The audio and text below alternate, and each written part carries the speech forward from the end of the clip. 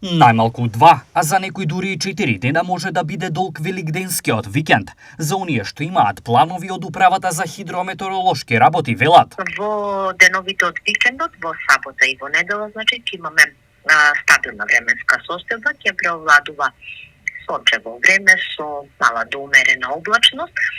А веќе во понеделник повторно не очекува променливо облачно, нестабилно време со врнежи од дожд, појава на грмежи и повремено засилен јужен ветер. Оваа прогноза се однесува од петок.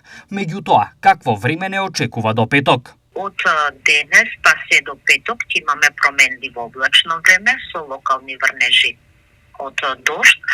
Во среда, кон крајот на денот, како и во четврток, ќе има услови за појава на ретки грмежи, претежно во западните делови од земјава.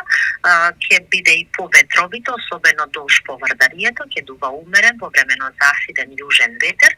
Во однос на температурите, утринските ќе бидат релативно високи, исто така и дневните, до петок во интервал од 17 до 24 степени.